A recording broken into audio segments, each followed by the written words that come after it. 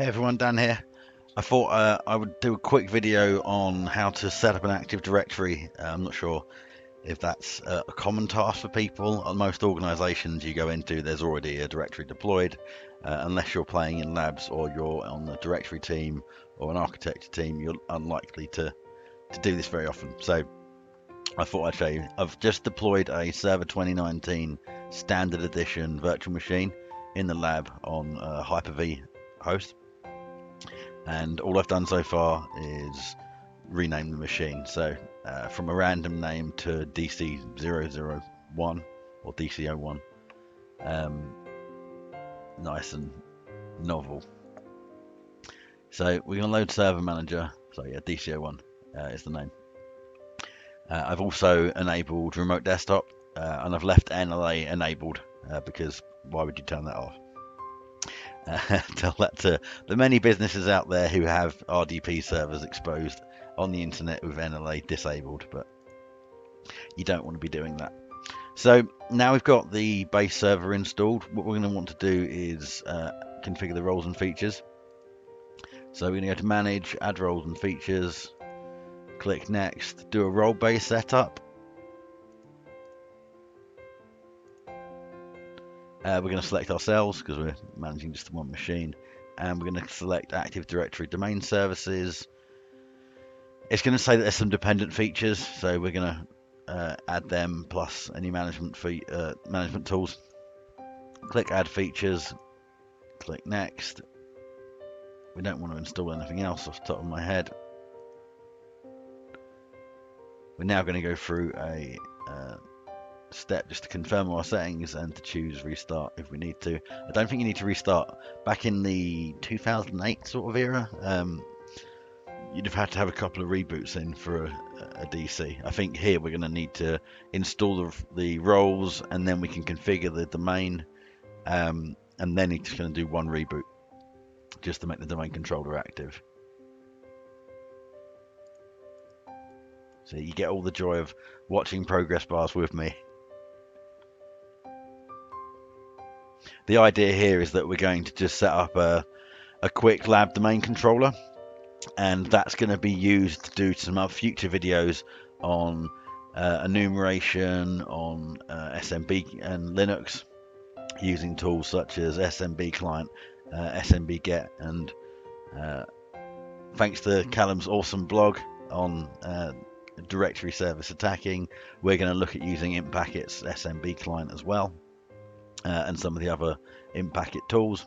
So really it's just a starting point for how to learn about attacking and defending Windows servers, specifically Active Directory environments. So cool, that configuration's finished. We're now going to need to actually run the config. So we're going to promote this server to a domain controller. We get a new wizard. The first option it says is adding a domain controller to an existing domain. We're not going to do that. The way domains work is that they're structured into forests, and the very first forest has a forest root domain. So what we're going to create is a new forest, and we're going to create a new root domain, and we're going to call it pwndefend.local.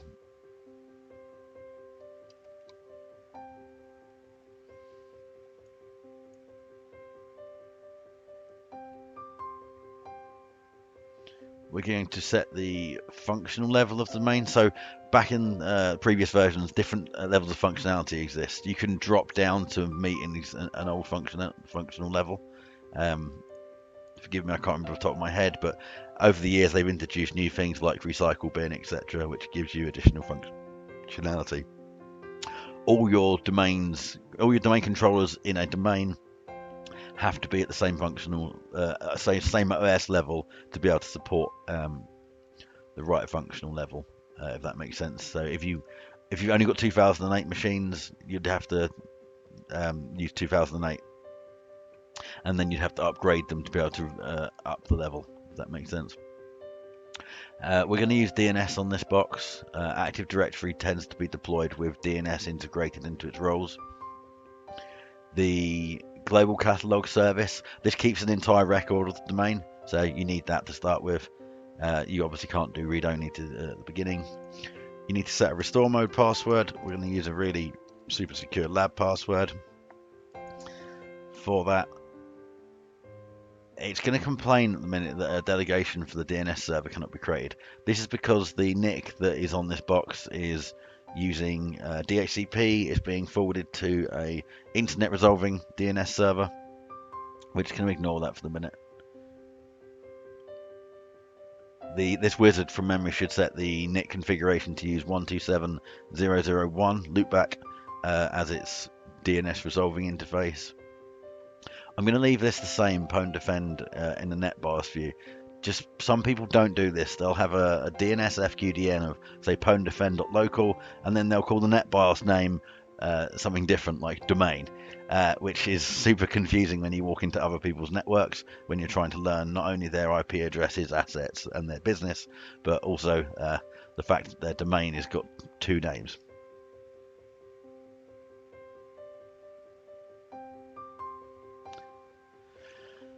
Last question, I believe, is where do you want to keep the NTDS? This is the Active Directory database, the log files, and the sys file, which is where group policies and scripts are stored for endpoints. We're going to leave this on defaults, so it can be advisable if you want to increase your security posture to put these in different partitions on servers. It means that anyone that's automated a hard-coded path for these will also have an issue.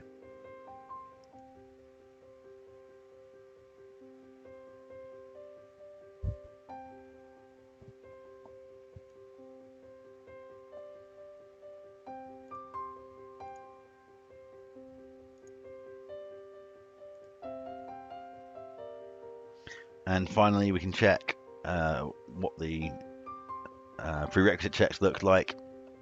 You can see that there's some legacy compatibility issues. It's saying that there isn't a static address. That's fine. We understand the risk of that.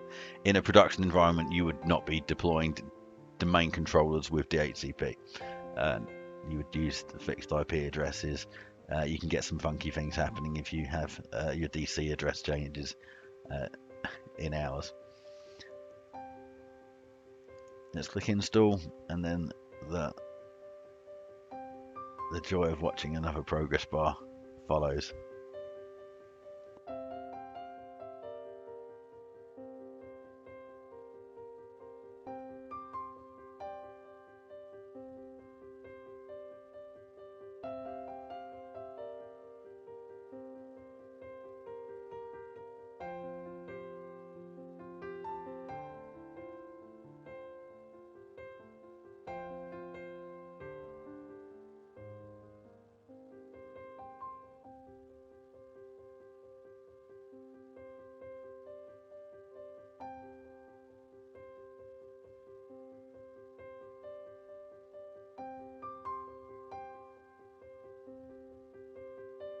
Awesome, the installation's complete. That's going to reboot.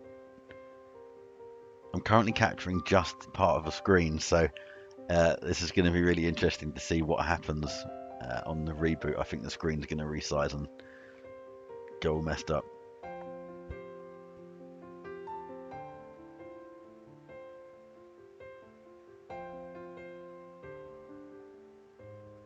Yep.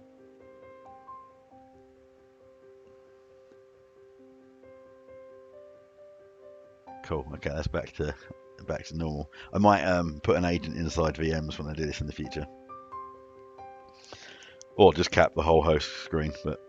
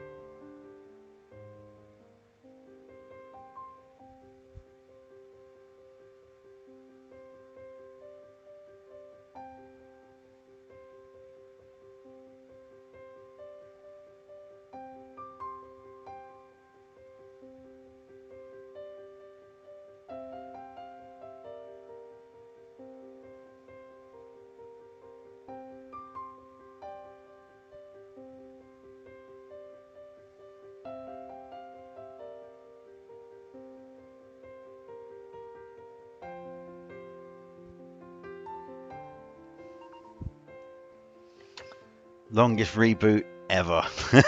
I might edit this. We will see. But at least everyone can live with the pain of the reboot with me.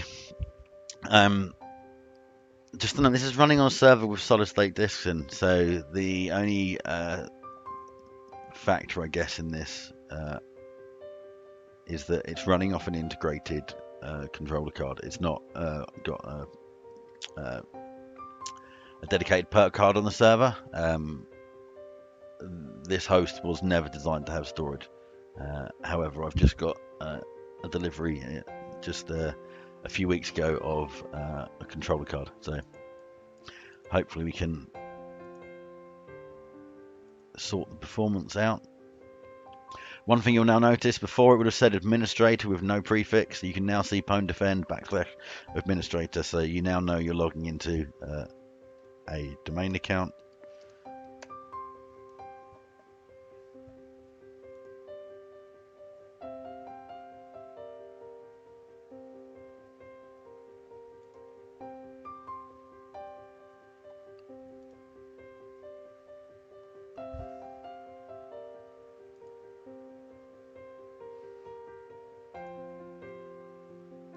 This prompt here is just saying you can use Windows Admin Center, which is really cool.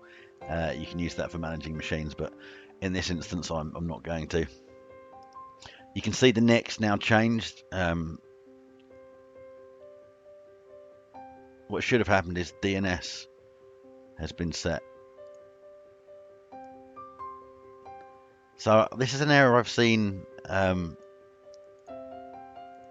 few times recently on server 2016 to 2019, Windows 10, etc. When the new control panel UI, trying to get to some components brings up this error. It's a bit weird. I'm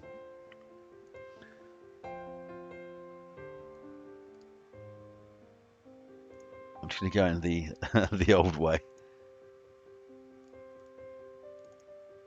So we can see here on our IP config, we're still getting a dynamic address, but we're looking at ourselves for DNS. Active Directory relies on DNS. You need to have zones which have your forest and domain information so that you can talk to the right domain controllers, etc. So that's just showing that. We're going to get to our admin tools. We're just going to check DNS. Okay, cool. You can see now it's got a forwarded. What you'll have is a configuration on your DNS server. You'll see it listens on all interfaces by default. IPv6 is something you need to be mindful of. And you can see forwarders. So what happens when you run the DC promo wizard, if you've got a DHCP address, it will take the DNS server that was provided via DHCP and it will put it into the forwarder configuration. You should change these to something appropriate, like you may wish to use Google's, everyone seems to, but you could also use a protective DNS service like Quad9 or Quad1. But we can see there that that's configurable. You will want more than one folder for redundancy. Cool, I'm going to drop out of DNS. We've now got a domain installed. I'm just going to run us to the AD users and computers zone.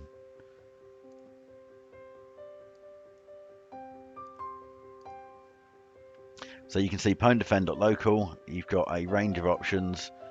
Just remember, these are not all of them. If you look at advanced, you will see that there are more objects in Active Directory. In AD, you have a number of partitions. This is one partition. There is also, I think, 2 others off the top of my head. It's important to notice that there are different objects exposed when you view advanced. You can also use tools such as ADCEdit, or, and this is the bit that's more important from an offensive perspective, you can use an LDAP browser, which is like the lightweight directory access protocol, and you can connect to this directory and you can start enumerating through things. So that's our AD setup. We've got no object configured. I'm just going to create ourselves a new organizational unit. This is, think of this like a folder, and we're going to call this HQ. And as you see there, this is a relatively new feature. I say new, it's probably been there for years now, but new, but new from when I started deploying ADs from the 2000 and 2003 era. You can protect OUs from accidental deletion.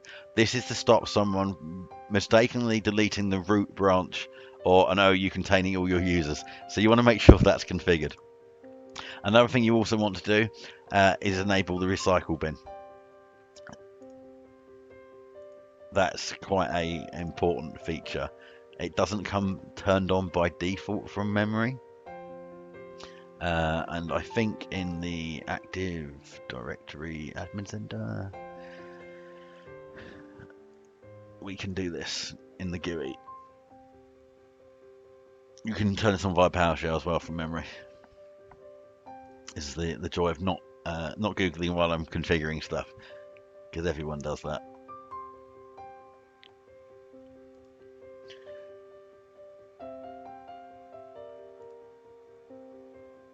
So we can go to pwndefend.local. You can obviously connect to more than one AD if you need to. And we can click Enable Recycle Bin. Are you sure you want to perform this action? Once you've turned it on, you can't turn it off. But why the hell would you want to turn the Recycle Bin off? If you've ever deleted something from an AD, especially in the old school times, you realised how much of a pain in the arse it was to get it back. Recycle Bin is your buddy. Turn it on. It's like the first thing you should do.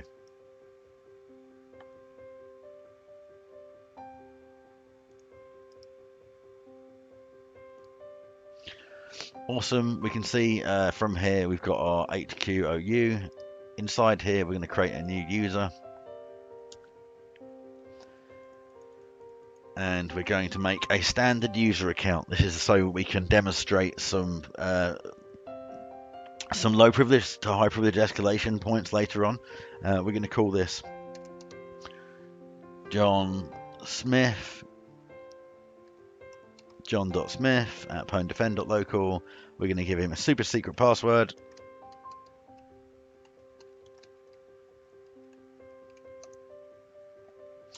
I'm just trying to think of what options we need to set. I think we can probably get away with that. He's not got any membership. He hasn't got a fine-grained policy. And there you go, John Smith got a user created. While we're here, I'm going to also create another user account. And we're going to call this Service Intranet. I can type.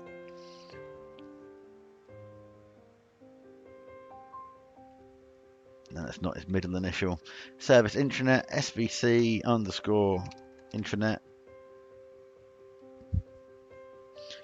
And again, we're going to set this with a super secret password. I'm actually going to set this as the same password as we said before. And what we'll do is to demonstrate Kerber roasting, we're going to change this later on. But we've got the account set. This is something which people have done wrong in the past. They make service accounts, so I'm going to copy the real world, and they add them to domain administrators groups because the service account needs to have high level permissions to a certain area. Rather than work out the exact permissions, people have just randomly sort of gone, oh well, I can't get it working, or it's too much effort, and they give the service account domain admin rights. So you can already see that this is the path to being owned. This is not a good config, but hopefully if I've typed correctly, we've now got that set. Cool stuff. So we've now got a standard user account, we've got our service account, and that really ends the video for today, or at least for this video. I'm going to continue to configure this, so I may do some more recording to show how to set up an SPN ready for Kerber roasting and some other bits and pieces. But I'm going to go back to an offensive perspective and just check my configs over now. Thanks for watching. Hope that was useful. Bye.